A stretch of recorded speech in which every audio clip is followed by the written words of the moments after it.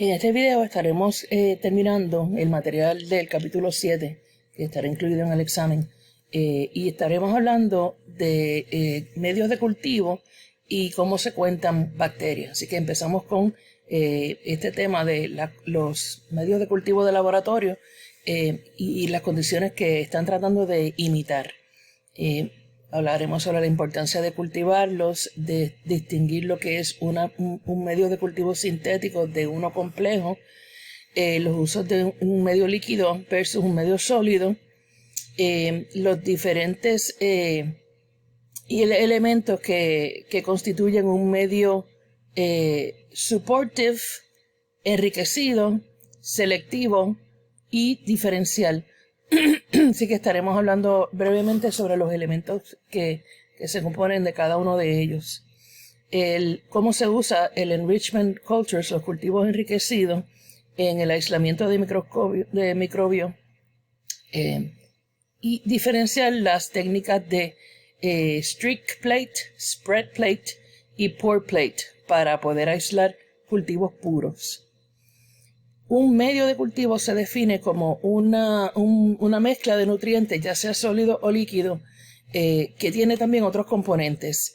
Este es el medio que se provee para que las bacterias de interés puedan crecer, transportar y almacenar microorganismos. Así que esta es la forma que se utiliza en los laboratorios de cultivo para poder crecer la bacteria, y si en caso de que estamos haciendo alguna investigación de algún organismo de interés, transportarla de un lugar a otro y poder almacenarlos en el laboratorio.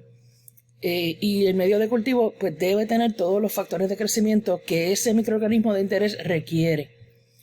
También se debe mencionar que un medio de cultivo, si usted no sabe el tipo de organismo que está, pues entonces empieza con un medio de cultivo general que provee ciertos nutrientes en general y entonces puede aislar de ahí los organismos que crecen en ese medio de cultivo, porque puede ser más de uno. O sea, en caso de que sea una muestra desconocida, pues entonces usted los va aislando dependiendo de,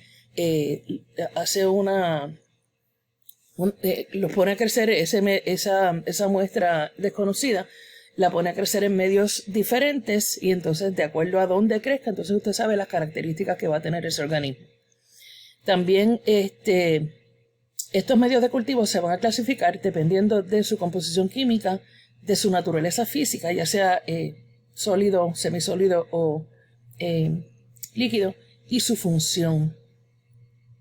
Así que aquí vamos a ver algunas definiciones. Un medio definido o sintético significa que cada ingrediente se puede definir con una fórmula química, o sea que se saben todos los componentes que hay ahí y que cada componente se puede definir con una fórmula química. Mientras que un medio complejo va a contener algunos ingredientes que no tienen una composición química definida. Algunos de estos ingredientes pues, pueden incluir peptonas, extracto de carnes, extractos de levadura, y son fuentes de carbono, energía y nitrógeno, y son extractos que contienen una mezcla de aminoácidos, péptidos, nucleótidos, ácidos orgánicos, vitaminas, minerales, y el de levadura en particular es una fuente de vitamina B y de compuestos de nitrógeno y carbono que pueden algunos microorganismos requerir. El medio complejo se utiliza, ¿verdad? Es useful, porque si usted prepara un medio y ahí tiene todos los componentes en que este organismo va a necesitar, pues entonces no tiene que estarle añadiendo cosas adicionales a su medio de cultivo, o sea que el medio ya está preparado. También en los medios complejos se utilizan para estos microbios que se llaman fastidiosos, aquellos que son bien particulares en los requerimientos nutricionales que tienen o los requerimientos de cultivo como tal. Así que usted va a tener entonces los medios de cultivo clasificados dependiendo de estas variables, o por su composición química, que puede ser un medio sintético o complejo, por su naturaleza física, ya sea líquido, semisólido o sólido, y su función, ya sea para propósitos generales o enriquecidos para crecerlos más rápidamente, selectivos, que puede usted entonces distinguir entre un tipo de bacteria o microorganismo versus otro, y o diferencial. Aquí tienen algunos de los componentes que están añadidos a los medios complejos, ¿verdad? Peptones, que son una digestión parcial proteolítica de fuentes de proteínas. Algunos extractos se le pueden añadir a estos medios complejos, y como mencioné, pues estos son algunos de los componentes que pueden ser añadidos y parte de esos medios complejos. El agar es un agente, es un polímero que se solidifica, o sea, está semilíquido, líquido en temperaturas altas, entonces se sirve en las placas Petri y según sube la temperatura, pues se pone semisólido. Es un agente solidificante y es un polímero que tiene sulfato. Y la mayoría de los microorganismos no lo pueden degradar. Esa es la importancia que tiene y porque es que se utiliza este tipo de material. En el libro tienen la composición completa del agar, pero básicamente de dónde se generó era un derivado de algas rojas. Así que aquí tienen, entonces, si los vamos a estar clasificando los medios en términos de su función, entonces tiene estos dos diferentes tipos. Serían o supportive, o sea que tienen entonces un caldo de soya y agar. Este va a sostener el crecimiento de varios microorganismos. Entonces se le puede añadir a ese medio supportive algunos componentes adicionales, como por ejemplo sangre, que entonces es enriquecido. Es un medio supportive que se suplementa con nutrientes especiales. Así que aquí tiene un ejemplo donde se le ha añadido sangre. Aquí la imagen de arriba les está demostrando lo que se llama chocolate agar o agar, agar de chocolate, que se define así por el nombre, no es que tiene chocolate añadido. Lo que tienen es eritrocitos que se han lisado y calentado, y entonces se le añaden al medio de cultivo. Aquí usted tiene en la B una placa que se ha dividido en tercios, entonces tiene diferentes especies de bacterias creciendo en el agar donde se ha añadido sangre. Y aquí donde está la flecha tiene una especie de bacteria que ha secretado una enzima que hemoliza la hemoglobina, o sea que ha roto las células rojas, y entonces al romperse, al lisar las células rojas, se produce entonces este halo de color, y eso lo ayuda a identificar el organismo. Obviamente estos otros dos organismos no tienen esa enzima que puede lisar las células rojas. Aquí tiene una placa con eosin y methylene blue, y entonces el McConkey, el agar McConkey, donde usted puede distinguir entre fermentadores de lactosa versus no fermentadores de lactosa. Así que las bacterias que van a crecer en el eosin methylene blue tienen una de 3 respuestas basadas en el grado al cual utilizan la lactosa. E. coli van a aparecer oscuros, bastante oscuros, porque son fermentadores vigorosos y tienen como un color, un brillo verdoso. Otros que son fermentadores moderados van a aparecer como color rosado, y los que no son fermentadores entonces van a retener su propia coloración. Así que usted puede distinguir entre diferentes bacterias dependiendo de su respuesta a este agar McConkey. Entonces aquí en la foto de la derecha tiene el mismo agar McConkey Este es el agar McConkey, este es un agar de Methylene Blue. Así que los que describí que estaban aquí eran de acuerdo a su respuesta al agar Methylene Blue y de acuerdo a cuán fermentadores son. En el lado derecho es que tiene la placa con el medio McConkey.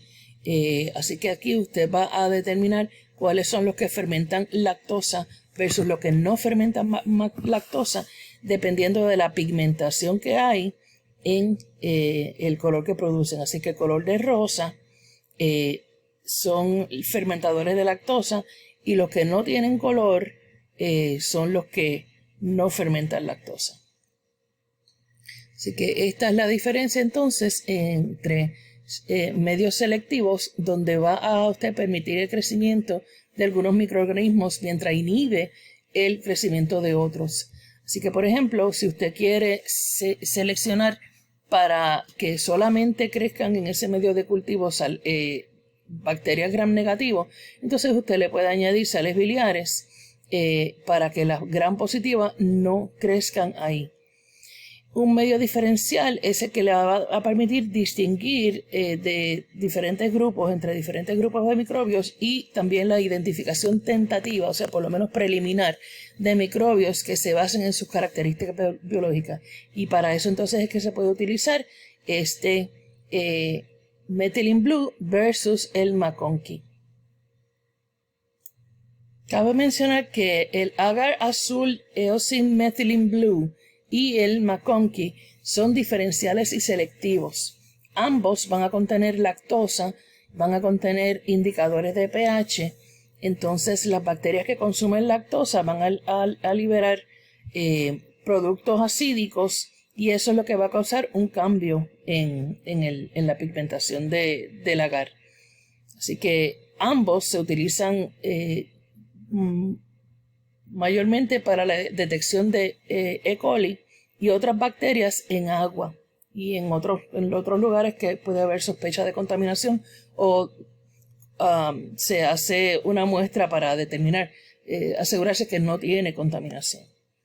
Cuando usted quiere cultivar bacterias anaeróbicas, pues tiene que hacerse de varios trucos. Puede hacerse de varios trucos para eliminar el oxígeno disponible, porque estos son microbios, si son especialmente obligados, no van a tolerar el oxígeno, tienen que crecer sin él. Así que usted puede preparar un medio de cultivo que tenga agentes reductores que utilice el oxígeno si es que aparece. Puede también poner sus placas de cultivo en una cámara anaeróbica donde todo el aire se va a remover con un vacío, y entonces puede añadirle nitrógeno para excluir el oxígeno.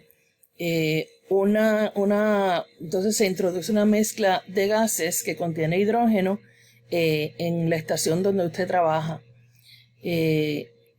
Tiene un catalítico de paladio que entonces y el hidrógeno van a estar utilizando el oxígeno que quede y mantiene un ambiente anóxico. También es costumbre añadirle CO2 a la cámara, porque muchas bacterias anaeróbicas van a requerir una pequeña cantidad de CO2. También se utiliza una técnica donde se ponga una vela dentro de un jar donde se sella, y entonces usted una vez sella el área de cultivo, pues la vela utiliza el resto del oxígeno y se extingue cuando la atmósfera no tiene oxígeno. Esta técnica, pues claro, esta es mucho menos cara, tiene sus problemas, pero puede ser utilizada, y usted entonces puede crearse sus bacterias anaeróbicas sin problema. Para mucho trabajo en laboratorio, usted requiere el aislamiento de cultivos puros. Así que se le considera un cultivo puro o axénico el que viene de una célula original, de una sola célula. O sea que es una población de células que se origina de una sola. Esto nos permite el estudio de un solo tipo de microorganismos en un cultivo que sea mezclado. Así que para aislar esa bacteria sola, usted lo que puede hacer es enriquecer el medio para poder aislar el microbio que a usted le interesa y entonces proceder después que tiene ese microbio que a usted le interesa. Tiene que proseguir con métodos donde usted pueda obtener un cultivo puro. Así que primero empieza con lo que se llama un enrichment culture. Es para que usted va a promover el crecimiento de microbios que tengan unas características en particular, mientras inhibe el crecimiento de otros microbios. Esta técnica fue desarrollada en los 1800 por Sergei Winogradsky y Martinus Beijerinck. Como les digo, fue en los 1800, al final de los 1800. Básicamente, estos investigadores usaron cultivos enriquecidos para aislar bacterias que tengan capacidades metabólicas diferentes. Los 3 factores que usted debe considerar para poder determinar qué va a tener, cuáles son los productos que usted le va a añadir a ese cultivo, es que usted tiene que conseguir una fuente confiable de dónde vienen esos microbios de interés. También los nutrientes que se pueden incluir y aquellos que no se deben incluir y las condiciones ambientales. En el libro les hablan de un ejemplo donde usted puede, por ejemplo, si quiere aislar unos microorganismos que puedan degradar aceite y estudiarlo, aceite o petróleo, ¿verdad? Cualquier cosa contaminante y estudiarlos en un cultivo puro, pues entonces usted tendría que determinar de dónde va a sacar ese organismo. Puede ser, por ejemplo, de un área que esté contaminada con este petróleo que a usted le interesa aislar. O sea, las bacterias que estén asociadas, que puedan crecer en ese petróleo, pues entonces usted las quiere aislar porque claramente tienen características que le permiten vivir en ese medio. Así que usted lo que asume es que si esa fuente se expuso a todos los microbios, entonces solamente aquellos que pueden vivir en esta área son los que van a sobrevivir en el área contaminada. Entonces usted formula un medio de cultivo que contenga pues los componentes que están en el contaminante de interés. En el petróleo, por ejemplo, va a tener nitrógeno inorgánico, azufre y fuentes de fósforo, pero no debe tener fuentes de carbón o de energía, otras de las moléculas que normalmente usted encuentra en el petróleo, ¿verdad? En el ejemplo que les estoy dando. Entonces, usted tiene que determinar la temperatura, el pH y el nivel de oxígeno que sea semejante a aquel donde estaba el cultivo original, de donde usted lo sacó, para imitar estas condiciones y entonces promover el crecimiento. Estas técnicas, pues claro está, tienen ciertos problemas, ¿verdad? Sí le va a dar una población de organismos que usted cree que pueden crecer en esas condiciones, pero a veces es difícil imitar las condiciones y por lo tanto pues usted no los puede aislar. También si usted cultiva unos microorganismos en estas condiciones, usted no necesariamente tiene una muestra de todos los organismos porque usted simplemente sacó de un solo sample de un sitio, así que sería bueno seleccionar de otros lugares del mismo site, pero en otros lugares para ver si hay otro tipo de bacteria creciendo. Puede ser que le dé las condiciones que usted trata de imitar, las condiciones en el laboratorio, le den una población de organismos que son los que crecen más rápidamente, pero no necesariamente los que estaban predominantes en el hábitat. Así que, entonces, el último problema que usted va a tener es que no necesariamente son cultivos puros. Usted puede tener más de una especie que tengan características semejantes. Así que después que usted hace la selección inicial con un enrichment culture, entonces tiene que ir a unas técnicas que vayan a ayudarlo a aislar unos cultivos puros. Empezando con la técnica del strict plate, que usted va a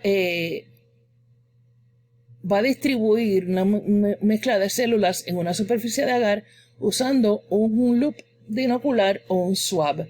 Esta técnica me imagino que ya la habrán hecho en el laboratorio.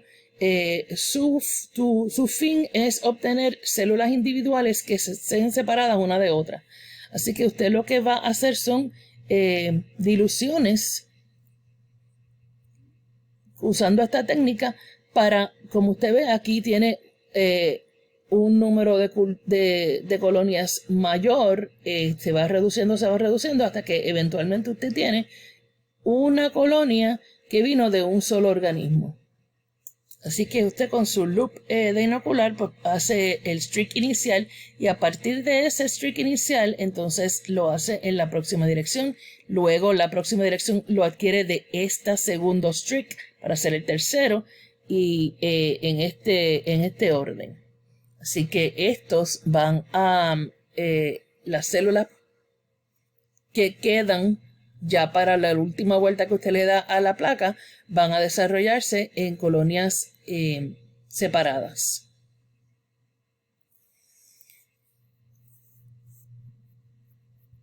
Otra técnica para obtener cultivos puros es la que se llama spread plate. En la técnica de spread plate, usted normalmente se utiliza el spread plate y el pour plate. Y para ambos se hace primero unas diluciones de la muestra que usted quiera. Entonces en el spread plate se utiliza un volumen pequeño de la mezcla que ha sido diluida al centro de la placa de Petri y entonces se va a distribuir de forma igual a todo lo largo de la superficie con un rod que está estéril. Básicamente ya el agar está puesto, entonces usted lo que hace es que distribuye la muestra y dice aquí que debe ser la más diluida. Así que va a preparar pues unas diluciones cereales del cultivo original y en el pour plate también se utilizan diluciones cereales, pero entonces usted va a tener una serie de placas porque mezcla estas diluciones con el agar que está tibio. Entonces usted lo echa su mezcla de bacterias con agar en la placa y entonces va a tener unas poblaciones donde las diluciones más pequeñas son los que le van a proveer pues colonias individuales. Esto se usa mucho cuando usted tiene una población heterogénea que pueden producir demasiadas colonias y entonces aquí pues las está separando. Hay algunas técnicas que se están desarrollando para poder crecer en cultivo algunas bacterias o microorganismos que son difíciles cultivar. Así que la Culturomics es lo que va a utilizar son unos cultivos en miniatura, lo va a incubar en diferentes condiciones para encontrar el más fácil. Así que aquí usted está utilizando cultivos en miniatura y robotics porque puede tener muchas manipulaciones. Esto puede expandir el número de microbios cultivados de, por ejemplo, el ambiente del intestino.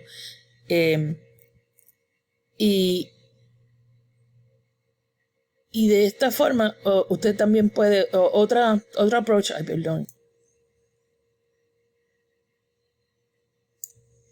También usted puede traer el ambiente natural al laboratorio. O sea, que hubiera una muestra de agua del océano, por ejemplo, y lo trae al laboratorio. O sea, que va a traer ese ambiente natural. Puede tener un acuario que tenga agua de sal, que tenga arena, flora marina, organismos macroscópicos de un hábitat, y entonces eso lo puede utilizar para cultivar microbios marinos.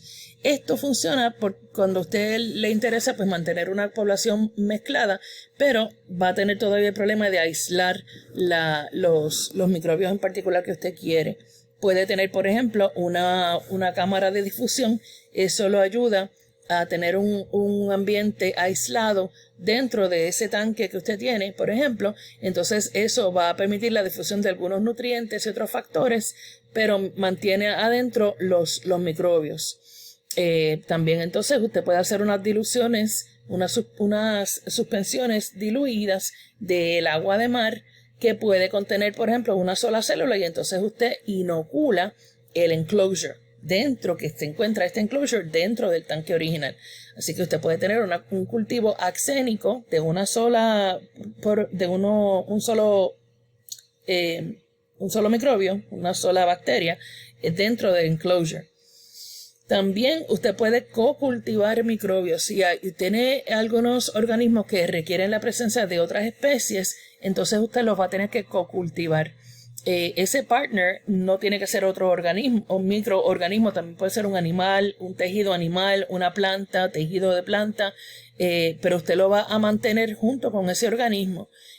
Por ejemplo, se puede ocurrir un co-culturing, una co-cultivo en una placa Petri donde usted tiene una suspensión del microbio de interés, el microorganismo que a usted le interesa, se lo pone en un spread y entonces el helper le hace como un spot en el medio en una sola localización.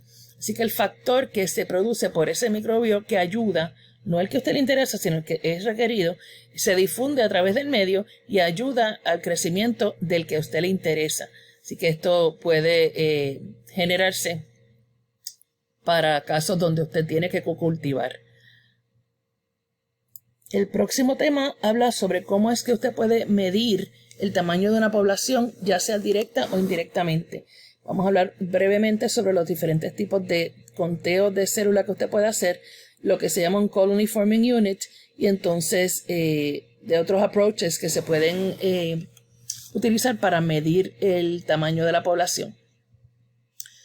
Usted puede medirlos, así que se pueden hacer unos conteos directos usando lo que se llaman counting chambers, que son unas laminillas especiales, tienen una profundidad conocida, tienen un grid y usted le pone un cover slip, ¿verdad?, para limitar el número el volumen que usted le pone a la laminilla. Entonces, básicamente, ese grid lo va a ayudar a ir contando áreas y no volverlas a contar. Okay, así que usted va a tener el número de microbios, de microorganismos, se calcula dependiendo del volumen de la cámara y la dilución que usted hizo antes de poner la muestra en la laminilla. Esto es una forma bastante fácil, bastante barata y relativamente rápida que le da información acerca del número y morfología de los microorganismos.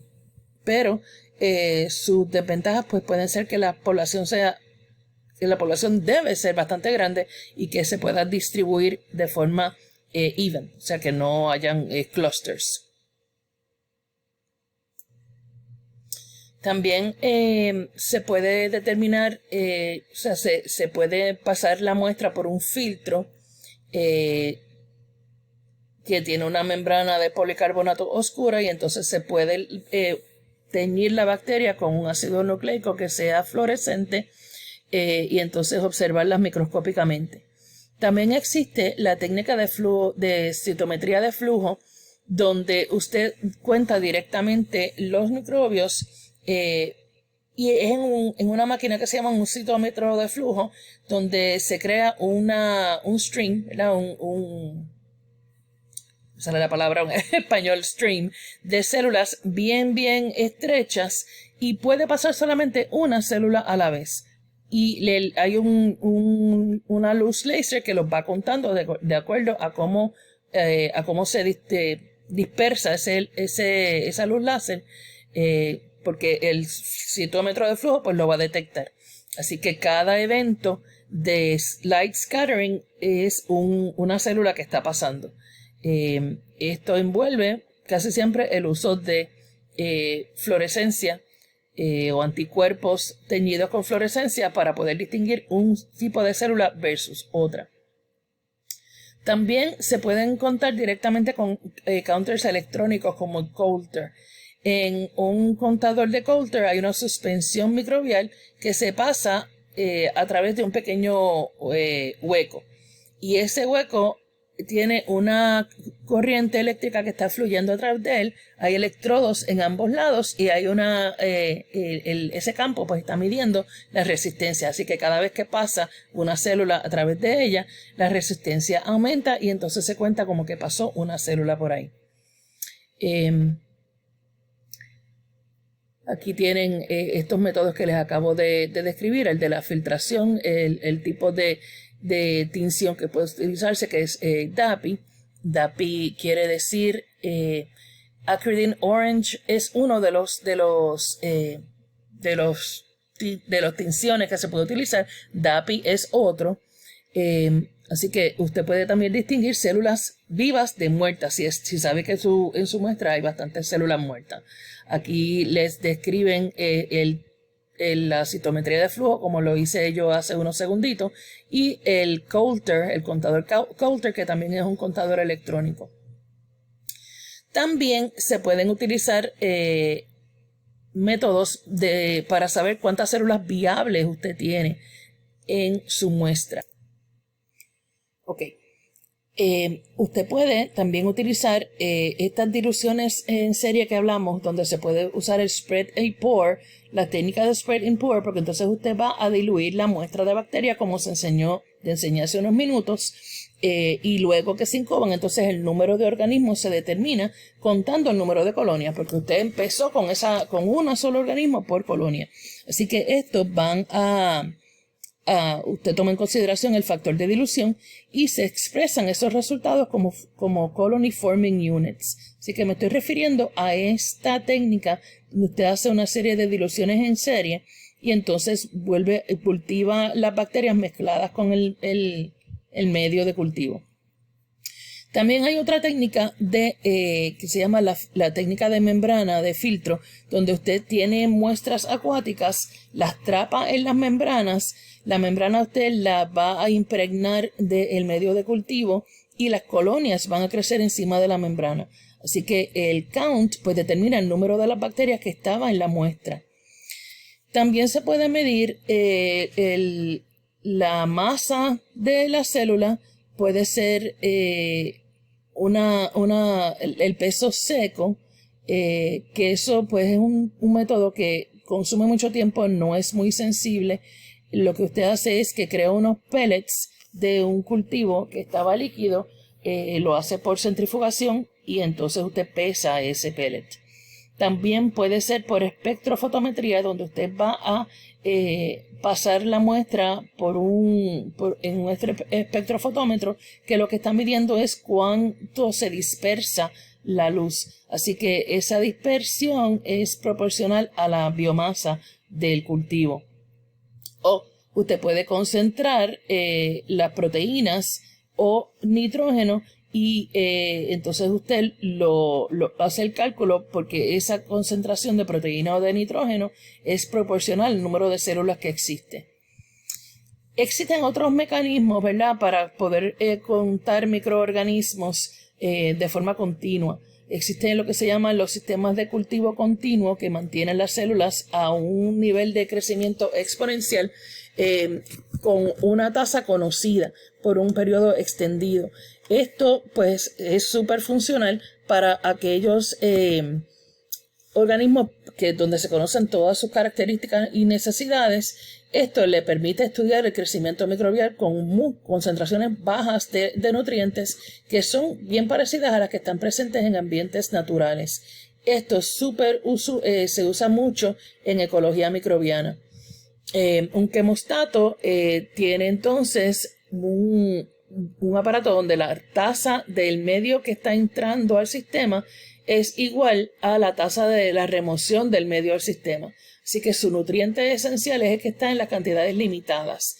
Esta es la forma más efectiva.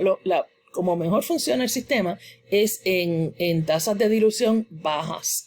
Un turbidostato va a regular la tasa de flujo del medio de cultivo a través de el medio donde usted lo tiene, donde está creándose, donde usted tiene el cultivo, ¿verdad? Y esto, pues usted determina qué turbidez usted quiere, porque la turbidez entonces dice el número de células que hay ahí. Aquí la tasa de dilución varía, contiene todos los nutrientes en exceso Y aquí este funciona mejor a una tasa de dilución alta, o sea que puede tener un quemostato o un turbidostato. Y ya como vio, las características son diferentes unas de otras. Así que se calcula, ¿verdad? La tasa de dilución es la tasa a la cual el medio fluye, a través del vessel. Y en este caso la densidad de células se va a mantener en un wide range, o sea, se mantiene igual aunque usted tenga unas tasas de dilución diferentes. Y el tamaño de la población y la generación, el tiempo de generación, están relacionadas a esa tasa de dilución. Entonces, puede hacer los cálculos de esta forma para determinar entonces lo que usted quiere, ¿verdad? El biomass, aquí tiene la concentración, y entonces la tasa de generación. Usted lo que está haciendo es manteniendo constante uno versus la otra. Así que obviamente hemos visto que el poder crecer los organismos es importante para mantener el crecimiento o para controlarlo. Hay que entender los parámetros que impactan el crecimiento de las bacterias y hay que pensar en las condiciones que afecten el crecimiento de las bacterias en un área. Ya sea porque usted lo quiere eliminar o porque a usted le interesa ese organismo para crecerlo en cultivo. Con esto terminamos el material del capítulo 7.